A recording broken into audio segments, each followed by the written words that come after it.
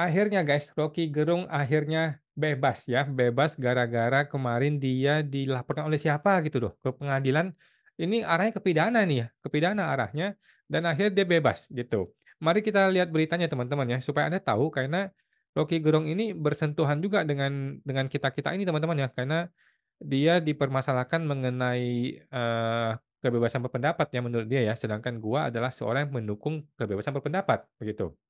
Walaupun gue tidak sepakat dengan Roky Gerung ya, dalam banyak hal gue tidak sepakat dengan Roky Gerung, dan gue sudah lama unfollow dia dari YouTube-nya ya. Tapi gue mendukung dia dalam hal, kebebasan berpendapat, oke. Ini dia, tanggal 29 April ada berita dari Tempo ya, pengadilan bebaskan berbicara di berbagai forum, Roky Gerung terima kasih ke hakim sudah pakai akal sehat. Jadi kalau nggak salah dia itu digugat dengan banyak pasal, salah satunya yang ini, yang lain sudah beres kalau nggak salah ya. Yang ini tuh adalah dia digugat untuk dilarang berbicara di berbagai forum, di semua forum. Istilahnya itu dia mau dibungkam lah ceritanya gitu ya. Ini cuma kalimat gua doang ya. Istilahnya dia mau dibungkam, mau dibilang mau dibikin untuk tidak bebas untuk berbicara, gitu ya. Nah, dan tentu saja dia melawan ya seperti biasa ya, Bapak Rocky Gerung. Eee Pengadilan Negeri Jakarta Selatan yang menolak gugatan yang diajukan oleh advokat David Tobing. Oh, Pak David Tobing terhadap pengamat politik Rocky Gerung yang dianggap telah menghina Presiden Jokowi atau Jokowi, putusan nomor 712 ya, Jakarta Selatan, tanggal 25 April. Nah, ini juga gue bingung nih teman-teman ya, kok bisa sih orang melaporkan orang lain, padahal bukan dia yang dirugikan? Ini nggak boleh teman-teman ya, bisa celaka negara ini kalau gua ngomelnya ke Jokowi, tapi yang gugat gua orang lain. Bahaya teman-teman ya, nggak boleh begitu seharusnya ya menurut gua ya. Karena Pak David Tobing tidak dirugikan gara-gara Rocky Gerung gitu ya, jadi seharusnya dia tidak menggugat Rocky Gerung gitu, menurut gua ya teman-teman ya. Ya tapi nggak tahu nih secara hukum bagaimana nih? Karena bahaya sekali kalau gua ngomong kepada si Jokowi, kemudian ada orang tiba-tiba entah dari antah berantah gugat gua gitu kan bahaya, nggak boleh gitu dong. Kata Roky Gerung ya, "Saya senang karena sang hakim memutuskan bahwa ini kebebasan akademik berbicara yang seharusnya dirawat karena tertera di konstitusi kita ya." Betul teman-teman yang setuju ya. Jadi sekali lagi terima kasih Pak Hakim sudah memutuskan dengan akal sehat ya. Gue setuju teman-teman ya bahwa di konstitusi kita, Undang-Undang Dasar pasal berapa ya, 28 kalau salah ya, setiap warga negara itu bebas berpendapat. Nggak ada komanya teman-teman ya, nggak ada komanya. Jadi banyak orang itu membuat koma. Bebas berpendapat, tetapi mesti begini-gini, itu pakai asumsi pribadi, teman-teman yang banyak orang begitu tuh. Oke, bebas bebas berpendapat, tetapi ada komanya. Komanya itu dia bikin sendiri suka-suka dia. Nah, bahaya teman-teman ya, kata Rocky Gerung. Kuasa hukum Rocky, Haris Azhar. Wah, Pak Haris Azhar ya, the new Munir, akhirnya, sudah lolos juga dari jerat pidana dan sekarang dia menjadi kuasa hukumnya Rocky Gerung ya, telah mengizinkan Tempo untuk mengutip pernyataan tersebut. Rocky menduga laporan Tobing atas dirinya itu dilatar belakangi emosi. Padahal, kata dia, dalam situasi emosi, setiap orang bisa membuka kemungkinan berbicara tanpa harus ada pelaporan polisi. Setuju, teman-teman yang setuju. Kalau ada orang nggak suka sama orang lain, ya kemukakan pendapatnya. Jangan lu bawa ke jalur pidana. Kalau gue nggak suka sama si A, ya gue ngomong kepada si A, gue nggak suka sama dia gitu ya. Atau gue kasih pendapat bahwa, oh pendapat dia salah. Tetapi nggak gue bawa ke jalur pidana gitu ya. Jadi seharusnya begitulah kita berdemokrasi, begitulah kita bernegara, begitulah kita bermasyarakat gitu loh. Jangan gara-gara lu nggak suka sama orang, lu emosi sama orang, lu bawa dia ke jalur pidana. Begitu dia dipidana, matilah dia. Dia kehilangan segala-galanya kalau orang masuk pidana gitu kan. Jadi seharusnya kalau memang lu nggak suka dengan orang, ya lu kasih pendapat lu bagaimana, gitu loh. Bantah pendapat dia, nanti biar orang-orang yang menilai bagaimana sih pendapat lu, bagaimana pendapat dia, ya nggak apa-apa dalam negara demokrasi kan, gitu. Tak hanya itu, Rocky juga mengapresiasi tim hukumnya telah mengawal perkara ini. Dia menyebut putusan ini akan membantu mengembalikan demokrasi, setuju ya, telah membantu memulihkan kembali demokrasi melalui argumen yang cerdas, kata Rocky. Sementara itu, Aris Asam menyebut ya, putusan yang membebaskan kliennya itu merupakan kabar gembira bagi kebebasan berekspresi dan akademik. Dia menyebut dalam putusan itu, hakim juga menyatakan bahwa pejabat publik memang layak mendapat kritik. Setuju, teman-teman ya.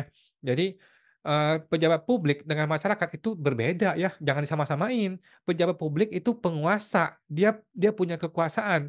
Karena dia punya kekuasaan, dia mungkin abuse of power, mungkin dia menyalahi wewenang dia. Oleh karena itu, dia bisa mendapat kritik, dia boleh mendapat kritik, dia layak untuk dikritik, bahkan dia perlu dikritik, bahkan dia wajib dikritik, gitu ya. Nah, jadi, seorang pejabat nggak boleh anti kritik, nggak boleh anti diomelin orang tuh nggak mau tuh nggak bisa gitu loh. Karena lu seorang pejabat, lu makan uang dari rakyat, ya dong? Makan gaji dari uang rakyat kan? Sehingga tindak tanduk lu adalah wajar kalau diawasi oleh rakyat. Ketika tindakan lu itu dianggap salah, orang mengkritik lu, itu hal yang wajar. Nah, banyak pejabat mindset-nya itu mindset mindset apa, mindset tentara gitu loh.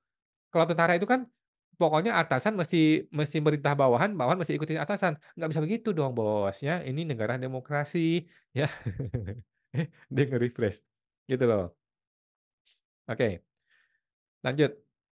Hakim mengatakan pejabat publik layak dan patut dikritik, kata Haris ya. Memang betul ya, layak dan patut dikritik. Oke, itu adalah ciri khas negara demokrasi. Kalau negara non demokrasi, contoh negara komunis atau negara otoriter, ya nggak ada yang namanya pejabat publik itu dikritik itu nggak ada cerita ya. Kalau pejabat publik dikritik ya yang mengkritiknya yang akan dibungkam gitu kan, itu negara otoriter. Tetapi negara demokrasi punya ciri khas, yaitu orang boleh berpendapat dan orang bisa dikritik. Gitu loh, tanpa harus mengalami, jalur hukum masuk penjara, gitu. Hingga hari ini, Haris menyebut tim kuasa hukum belum menerima salinan putusan dari Pengadilan Jakarta Selatan. Oke.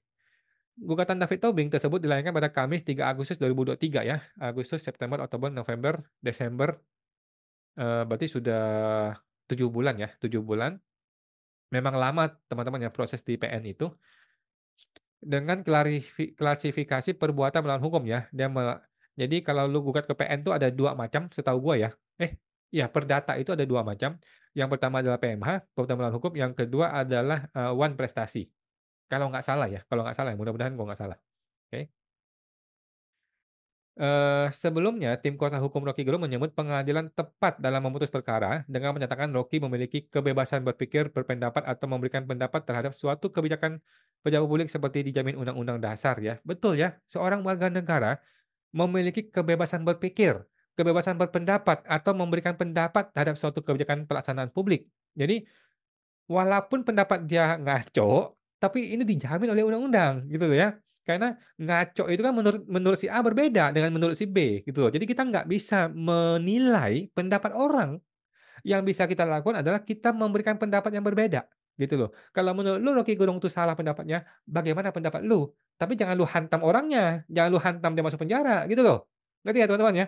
Jadi itulah negara demokrasi, gitu. Jangan kita menilai argumen orang secara pidana.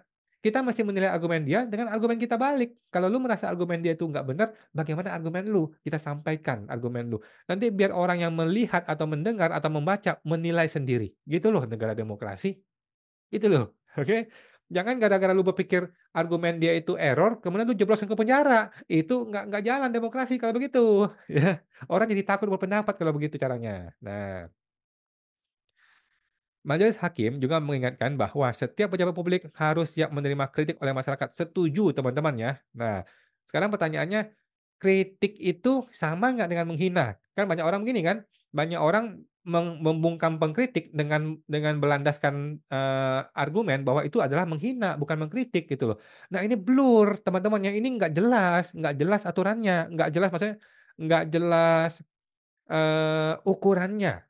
Bagaimana definisi mengkritik dan bukan mengkritik, atau menghina, atau yang lain-lain gitu ya, nggak jelas ukurannya. Karena nggak jelas ukurannya, sebaiknya dalam negara demokrasi bebaskan aja, bebaskan, gitu loh. Kalau dia keterlaluan, ya lu balas dengan argumen lagi, gitu loh caranya ya. Dan jangan lu hantam dia masuk penjara, gitu ya. Tetapi tentu saja gue tidak sepakat dengan orang-orang yang sembarangan ngomong, kemudian, terlalu menuduh, ya mohon maaf ya, termasuk Roky Gerung. Jadi, gue juga tidak sependapat dengan beliau, dan banyak orang yang sembarangan menuduh, apalagi Jokowi disalah-salahin terus ya, gue juga tidak sepakat. Tetapi bukan berarti gue akan menempuh jalur hukum, tidak, gitu loh. Kalau gue nggak sepakat, ya gue tidak tidak follow dia, gue tidak subscribe dia, atau kalau gue sampai berhadapan dengan dia, ya gue balas dengan argumen, gitu loh. Tetapi gue tidak mengambil jalur hukum. Itulah negara demokrasi, gitu loh. Pendewasaan demokrasi dilihat dengan bagaimana orang bebas berpendapat. Itu teman-temannya.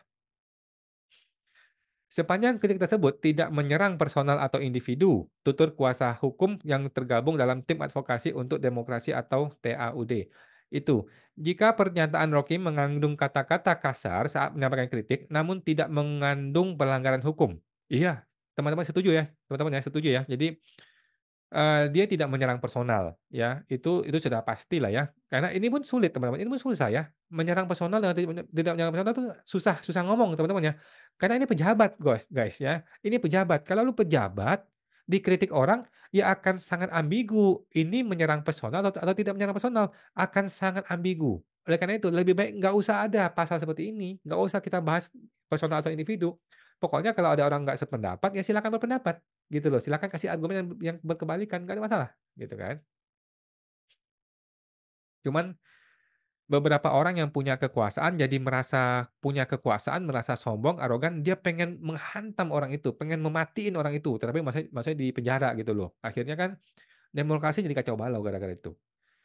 Bahkan kata tim ini, kata-kata kasar justru bisa dipakai bila akan ada lagi kata untuk menjelaskan buruknya sikap, dan kebijakan penguasa. Maksudnya tidak ada kata lagi kan ya.